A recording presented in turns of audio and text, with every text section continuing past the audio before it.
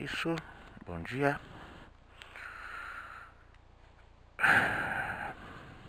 Hoje já é quinta-feira.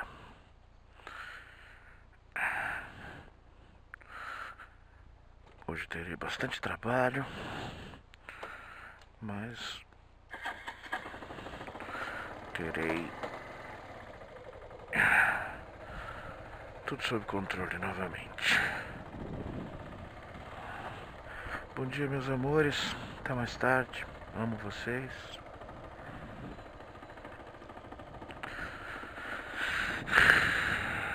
Hoje é dia 13 de julho de 2017. Amanheceu com uma certa nebulosidade. Um pouco gelado ainda, mas a temperatura promete subir bastante. Aquela questão da amplitude, né? Isso que deixa a gente doente às vezes, porque essa subida de temperatura e a brusca queda, né? Queda brusca de temperatura. E ontem aconteceu o jogo importantíssimo nesse momento do Campeonato Brasileiro, fora toda a rivalidade, fora todo o histórico de torcidas e provocações e brincadeiras e afins. E deu Corinthians de novo. O ano passado houveram 3 jogos. Acho que 2 no Brasileiro e 1 no Paulista. É assim como esse ano irá acontecer. Ano passado o Palmeiras ganhou todos os jogos. Se eu não me engano, 1 na Arena e 2 na Palestra Itália. Na Arena do Corinthians, no Itaquerão, e 2 lá na casa deles, não importa. Esse ano nós tivemos 2, um em Itaquera e outro na Turiaçu. Não é mais Turiaçu, né? Agora é a Rua Palestra Itália. E o Corinthians ganhou os 2. Ontem foi 2-0. Todos os ingredientes que um grande clássico tem, com exceção dessa invenção paulistana vergonhosa que é a tal da torcida única. E, enfim, os corintianos assistiram de casa, ou dos bares, ou das casas dos outros, né? Mas foi um jogo que muita gente assistiu. Engraçado que todos os dias a molecada, eu moro no térreo, né? A molecada tá jogando bola até bem tarde, até depois das 10, por sinal. Não sendo injusto, até um pouco depois das 10, porque normalmente eles param. Ontem, todo o silêncio do mundo, todo mundo em suas casas ou nas casas de alguém, assistindo o jogo. E é aquela coisa, o Corinthians é um time geladíssimo, time extremamente, que não se interfere pela torcida. Muito pelo contrário, eu acredito que o Corinthians seja mais frágil no conceito de torcida, ou emocionalmente mais frágil, quando joga em casa. Eu pego um jogo que foi muito marcante nesse comecinho aí de campeonato. Na verdade, o primeiro jogo, que foi Corinthians e Chapecoense, foi o primeiro empate começou empatando. E eu cheguei a comentar isso com algumas pessoas. Ele tem dificuldade em ter que sair pro jogo. O Corinthians joga muito mais à vontade, acuado. Ele dá a sensação pro adversário de que está acuado. Em 2, 3 tiros ele liquida o jogo. Ontem foi isso. Se o jogo fosse 4-0, não teria nenhuma invenção minha em 4 ataques. Porque quando ele vai, ele é muito efetivo. A ligação entre o meio campo e o ataque, ela é muito rápida e feita por jogadores muito inteligentes.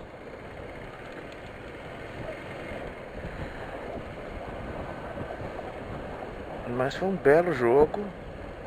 Corinthians nada de braçada até a 13ª rodada, ou seja, acabamos de passar por 1/3 do campeonato. Falta o dobro do que já foi jogado. Esse ritmo não vai ser mantido, o Corinthians irá perder.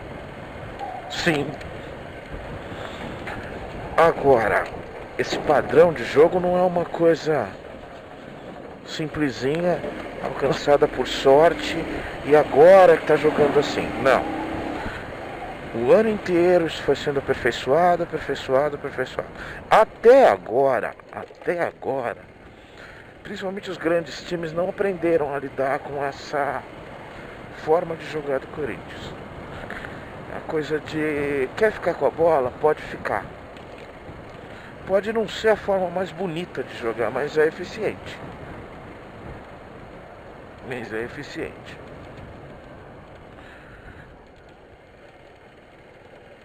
E claro, os ufanistas, os mesmos que no começo do ano decretaram que o Corinthians tinha time para brigar por Sul-Americana no Brasileiro e que era um time que dificilmente chegaria às semifinais do Paulista. Hoje essas mesmas pessoas, sem sequer ter uma enorme minoria dessas pessoas, admite que falou isso lá no começo do ano. O que acontece assim, colocando em pontos específicos, o melhor time para mim do Brasil é o Flamengo. Ele foi se tornando o melhor time até agora, porque contratou bastante, gastou bastante dinheiro.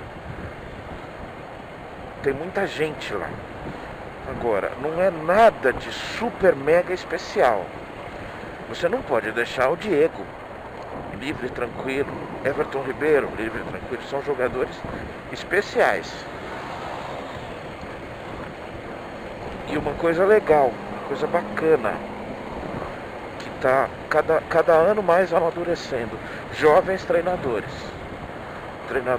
de linhas que aprenderam com pessoas mais antigas, mas que também colocaram o seu ponto de vista, sua forma de trabalho. E também tem outra, tá todo mundo falando sobre eficiência, sobre o técnico, sobre os jogadores. E eu sempre coloco esse perigo que a gente tem essa mania de fazer, de descartar o acaso, descartar a pura sorte. É evidente, ontem eu até brinquei no Facebook, o Cuca costuma usar uma calça vinho que dá sorte. Aí eu brinquei, sabe o que dá sorte? Competência. Sem dúvida alguma. Um time bem treinado, jogadores em boa sintonia um com o outro e com talento, atraem sorte. Tem mais chances das coisas, tem mais probabilidade das coisas darem certo.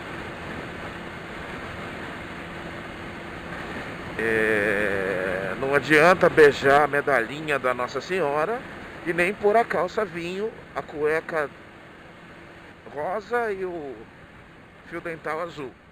Não adianta nada. Tá? E eu sempre coloco isso, não adianta. A postura do Dudu, principalmente o Dudu, ainda bem, obrigado Palmeiras por ter dado um chapéu no Corinthians e no São Paulo. Ele chegou a dar uma entrevista numa rádio como contratado do Corinthians, ainda bem. A postura do Dudu retrata muito para mim uma coisa que é extremamente importante: maturidade emocional. Eu não vou, sabe, falar o nome Dudu e falar maturidade emocional, esquece, não vão se combinar. Ele é um Edmundo piorado. Sabe por que é piorado? O Edmundo fazia barbaridades maiores jogando bola, mas não dava chiliquinho. O que me irrita no Dudu é o chiliquinho. Ele bate pezinho, ele fica esmurrando o chão.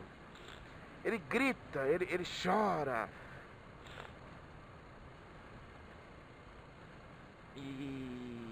E dois, três jogadores do Palmeiras tiveram essa atitude ontem.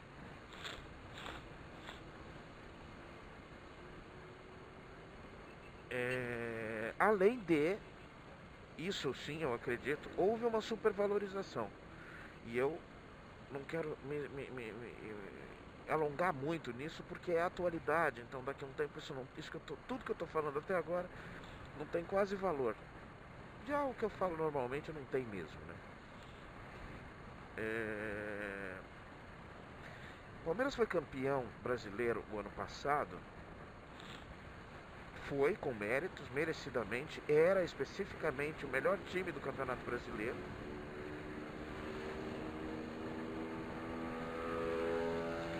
Só que o nível do Campeonato Brasileiro ano passado estava horroroso. Horroroso. O Campeonato Brasileiro do ano passado comparavelmente, isso, aí vão falar que eu sou bairrista, né?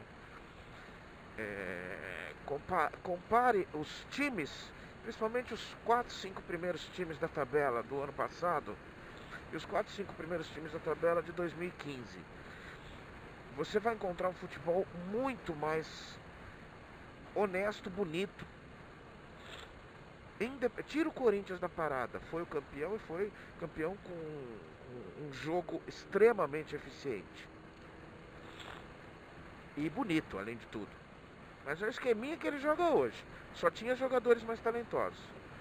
Mas o ano passado houve mesmo uma queda muito grande, o conjunto inteiro.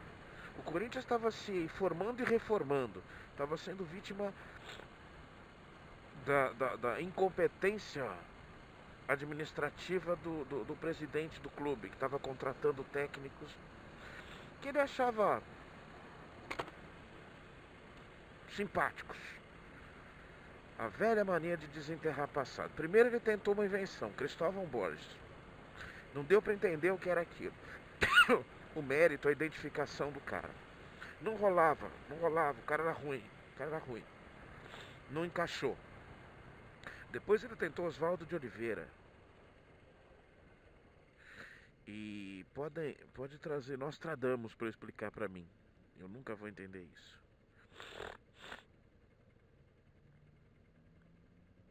E esse ano um trabalho dado mais liberdade, aproveitando os jogadores da base, isso é muito importante.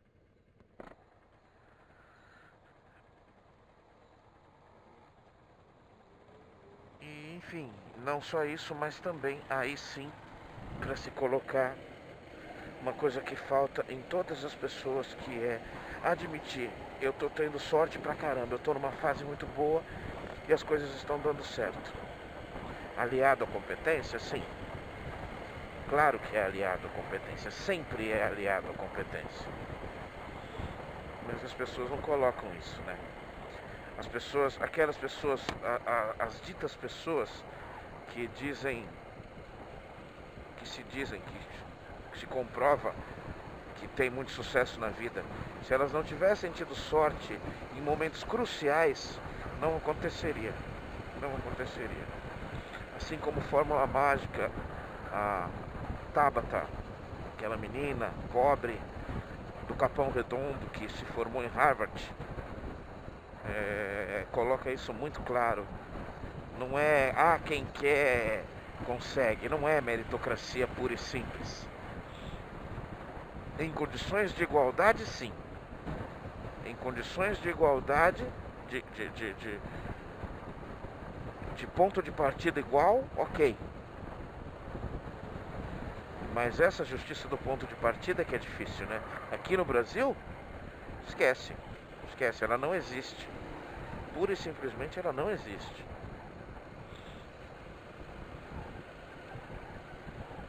Então tem sorte no meio, tem fatores fora de um padrão.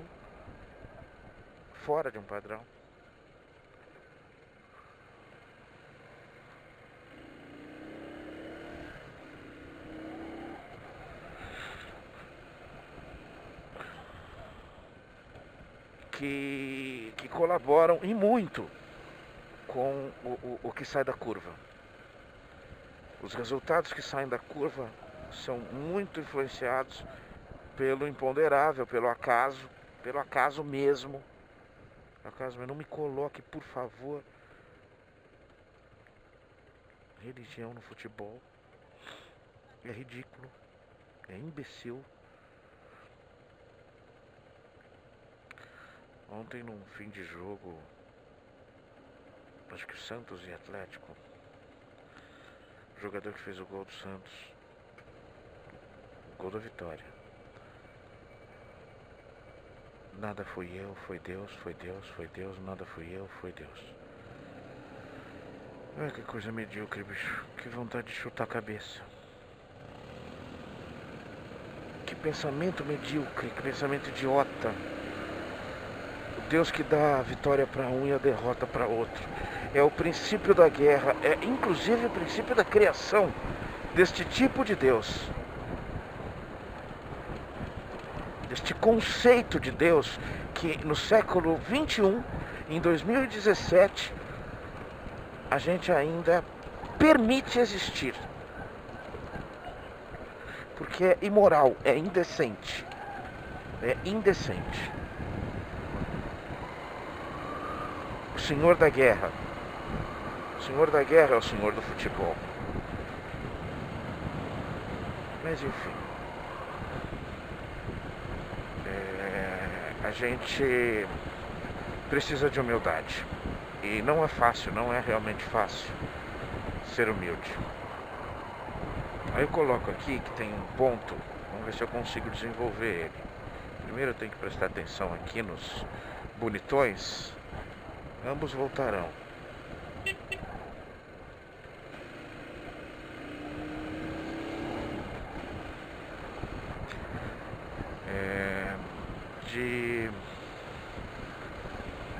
Daquele tema, né? Que na verdade ele está linkado a alguns conceitos aí que tentam ligar ciência com teologia, né? E não faz isso não seja ridículo e não faz isso não, tá? Não, se alguém quiser linkar um conceito de dogma, conceito de energia, um conceito espiritual à ciência, você pede licença, agradece a boa intenção e vai embora, tá? Fala assim, obrigado pelo conselho e pronto, de boa, tá?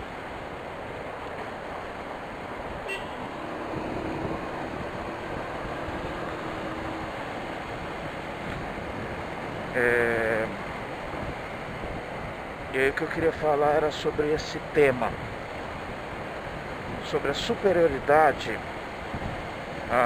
o conceito da superioridade humana, universal, que é o conceito que suporta a ideia teológica. Não se esqueçam que lá no começo do livro sagrado, antes da verdade absoluta que eu coloquei, sobre o preço da sabedoria ser o sofrimento, o preço da evolução intelectual trazer junto o ônus da responsabilidade e do trabalho mais duro e da ciência das imperfeições. Antes disso, existem versões diferentes para o mesmo tema. Deus criou o homem à sua imagem e semelhança. Foi um bom argumento de tradução, né? Imagem e semelhança, né? Primeiro que ele tem uma fonética impactante, né? Você ouvir imagem e semelhança é bem interessante. Dá uma ideia de poder. Dá uma ideia de poder. E Seguindo nesse princípio, na verdade, as primeiras páginas deste livro, elas traduzem bem os primeiros e mais importantes conceitos das ideias teológicas. As primeiras páginas. Você não pode sair daquilo tomado e sem que tome literalmente o assunto. Você admitir que o homem foi feito à imagem e semelhança de Deus significa que você admite que ele é a criatura mais perfeita no mundo dos vivos, né? No mundo material. Você imputa ao homem as características mais perfeitas. Ou, se você não entender um homem como a cópia da perfeição, no sentido biológico, você vai ter que admitir a imperfeição de Deus. Então, aí você dá o nome de dogma, porque aplique lógica ou racionalidade a conceitos dogmáticos e ela vai quebrar o dogma, né? E o conceito vai quebrar o dogma. O princípio de raciocínio não vai ser suportado pelo dogma, né? Vai estourá-lo.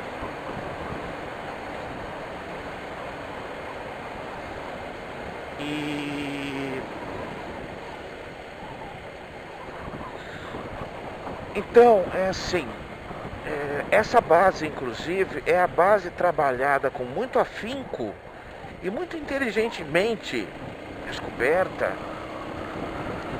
que é a teoria do design inteligente, que coloca efetivamente o ser humano como o ponto alto da criação. E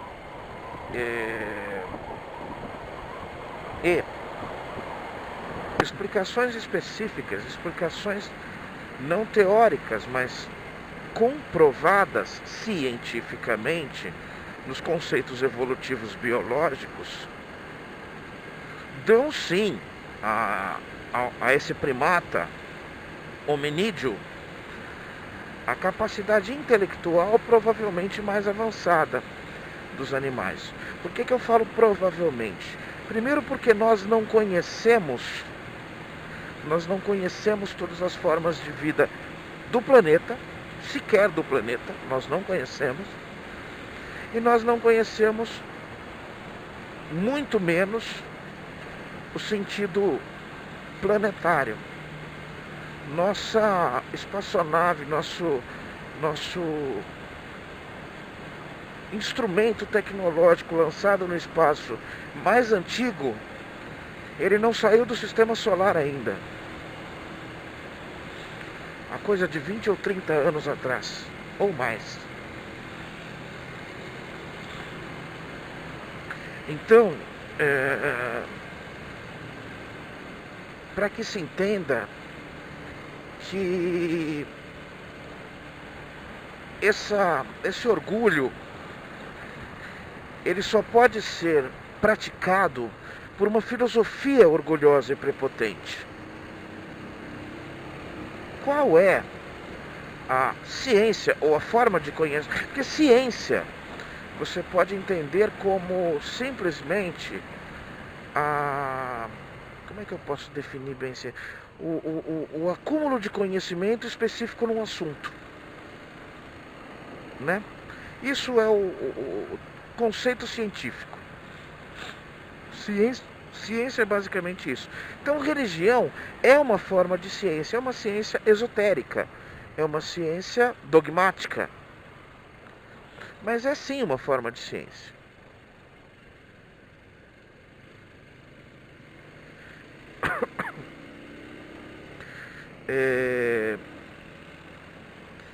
E qual é a ciência, nesse sentido do que eu estou usando a palavra ciência, que não admite modificações ou que tem maior resistência às modificações? É a religião. A religião vive de certezas. E para se ter certeza, existem duas vertentes. Você tem que tratar esses conceitos como dogmas, e dogmas não são mutáveis. Dogmas não mudam. E isso vai implicar literalmente no cancelamento de uma característica humana para você aceitar isso. Você tem que aceitar sem questionar. E o questionamento é, se não o melhor, o mais importante atributo intelectual do ser humano. O questionamento. Desde entender como funciona até conseguir manipular aquele assunto, aquele mecanismo.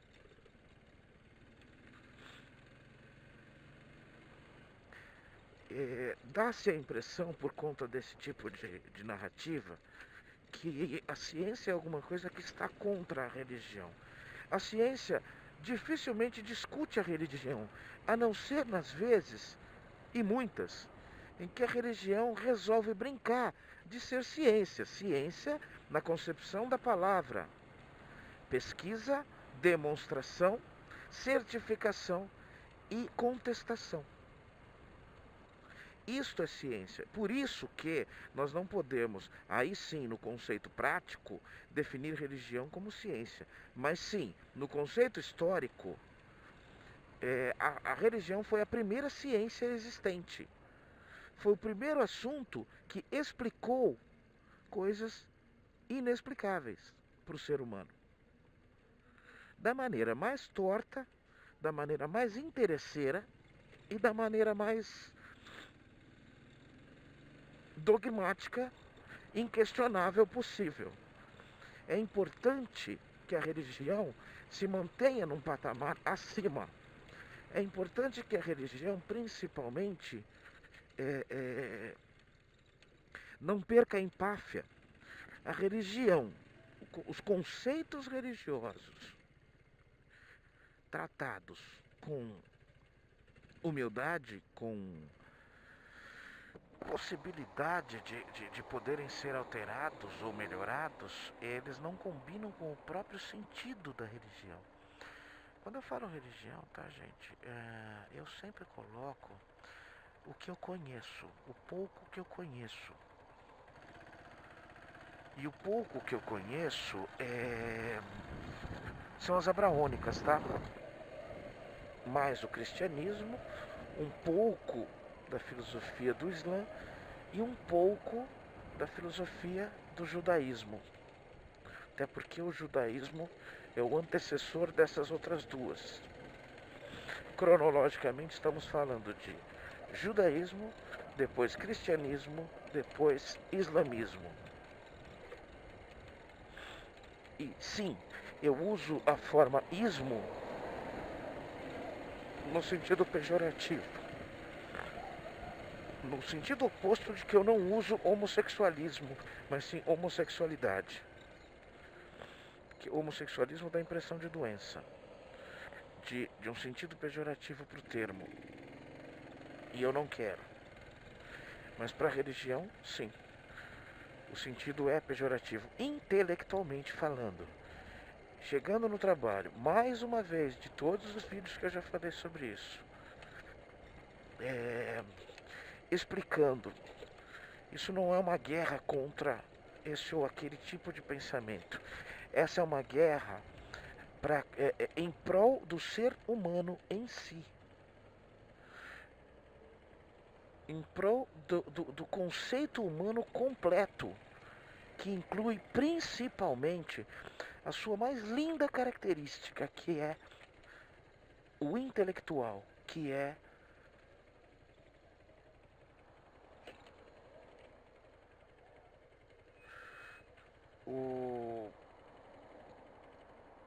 a inteligência, a contestação, o sentido de duvidar das coisas para poder comprová-la. Inclusive tem uma coisa, viu? Tanto o Islã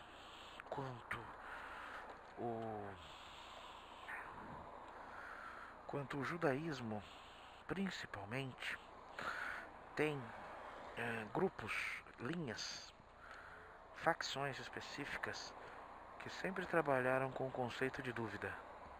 Só que, e eu vanglorio muito, só que é uma